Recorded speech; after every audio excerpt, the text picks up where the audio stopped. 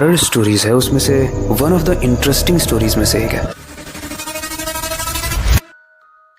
तो जिन लोगों को भी हॉरर स्टोरीज पसंद है उनके लिए ये एक ट्रीट हो सकता है, इसलिए इसे एंड तक जरूर देखना। आज की स्टोरी है केविन की। केविन जिसे एंटीक चीजों में बहुत इंटरेस्ट था, वो चीजें जो बहुत पुरानी हो चुकी हैं, और इसी चीज में इंटरेस्ट होने की वजह से उसने एक दुकान खोली, एक दुकान जो एंटीक चीजों को ही बेचती थी। आई एम श्योर आपने भी बॉलीवुड मूवीज में देखा होगा कि पुरानी चीजों की वैल्यू बहुत ज्यादा होती है, जिसे हम सोचते हैं कि फेंक देंगे, अगर वही चीज 100 साल पुरानी है तो उसकी वैल्यू बहुत ज्यादा होती है। लेकिन ऑब्वियसली एंटीक चीजों को आप मैन्युफैक्चर नहीं कर सकते हो। मतलब ये कोई कपड़ा नहीं है जिसे आप अगर खत्म हो गया तो वापस मशीन से बना के और वापस से बेचना शुरू कर सकते हो। एंटीक चीजें मिलती हैं, इकट्ठी करनी पड़ती हैं। तो जब उसकी दुकान का स्टॉक खत्म हो जाता था तो उसे डिफरेंट लोगों से मिलकर इसी स्टॉक को इकट्ठा करना होता था। अलग अलग नीलामियों में जाना पड़ता था ताकि वो पुराने कीमती सामान को अपने रेट पे खरीद के और उससे ज्यादा रेट में बेच पाए।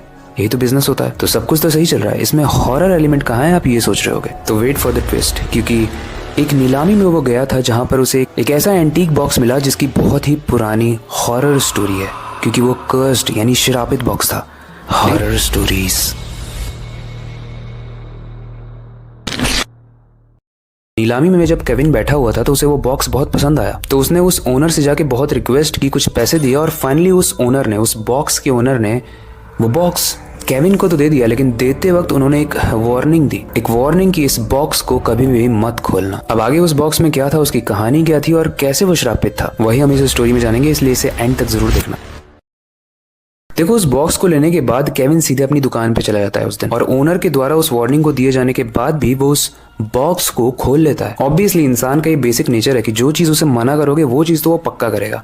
मतलब आपको भी अगर एक ऐसा बॉक्स मिलता जिसे मना किया जाता कि भाई मत खोलना, तो आप क्या करते, सोचो। तो जब केविन ने उस बॉक्स को खोला तो उसे कुछ पुराने जमाने के पैसे मिले, एक छोटा सा सोने का कप मिला, कुछ रस्सी से बंधे हुए बाल मिले, सूखा हुआ गुलाब मिला, और एक अजीब सी भाषा में लिखा हुआ एक लकड़ी का टुकड़ा मिला। अब ये सब चीजें देखकर केविन तो काफी खुश हुआ, क्योंकि ये एंटीक चीजें थी, ये बहुत पुरानी चीजें थी। पर शायद उसे नहीं पता था कि इस बॉक्स को खोलना ही एक श्राप है। रात का वक्त हो चुका था और अपने घर से वो दुकान की तरफ जाता है, लेकिन अपने बॉक्स को भी लेकर जाता है। और जब वो घर पहुंचता है तो अपने घर के किसी कोने में उस बॉक्स को रख देता है। लेकिन उसी रात से उसके साथ कुछ अजीब सी चीजें होनी शुरू हो जाती हैं। जैसे उनके घर के सारे ही लोगों को डरावने सपने आने लगते हैं।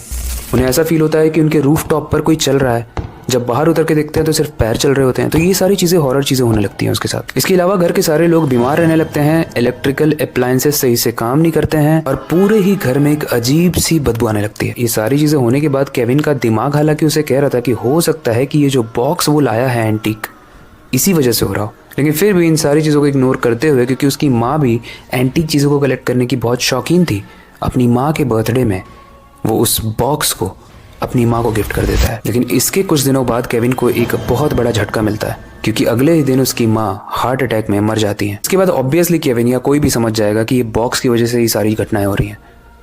तो वो इसे ऐसे फेंक तो नहीं सकता था। वो सोचता है कि अगर मुझे इसे हटाना ही है तो मैं किसी तरीके से इससे पैसे निकाल लूँ।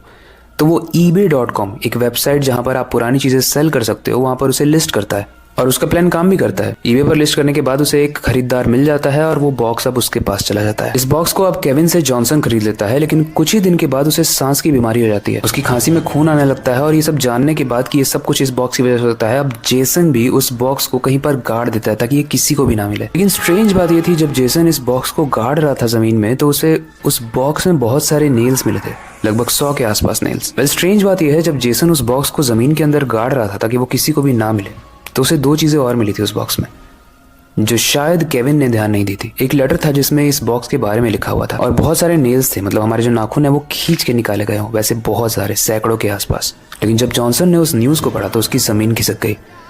जॉनसन पढ़ता है कि ये बॉक्स जिसके पास भी जाएगा उसकी मृत्यु हो जाएगी अगर उसने अपना नाखून निकाल कर इस बॉक्स के अंदर नहीं रखा तो।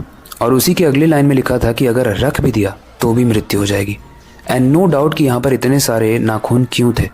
शायद ये श्रापित बॉक्स लोगों के नाखून को खाता था, और नाखून को खाने के बाद भी ये लोगों को मार देता था। और यही रीजन है कि जब केविन ने इस बॉक्स को, एंटीक बॉक्स को खरीदा था, तो उसके ओनर ने इसे वार्निंग दी थी कि इसे कभी खोलना मत, ले जाओ बट खोलना मत। इसे केविन ने खोला, जॉनसन ने खोला, और अब पता नहीं कौन क्या क्या खोल रहा है। गाइस, इस बॉक्स को आप इंटरनेट पे सर्च कर सकते हो, ये एक रियल स्टोरी है। इस बॉक्स का नाम है डायबुक बॉक्स, और आज भी कहीं ना कहीं ये किसी इंसान की जान ले रहा होगा, किसी इंसान के नाखून को खा रहा होगा। स्ट्रेंज है, बट इस दुनिया में बहुत सारी ऐसी चीज़ें हैं जो कि श्रापित हैं किसी रीज़न की वजह से, या फिर शायद बिना रीजंस की वजह से। क्योंकि पहले के ज़माने में श्राप हुआ करते थे और वो लगते भी थे, महाभारत रामायण के समय से चले आ रहा है।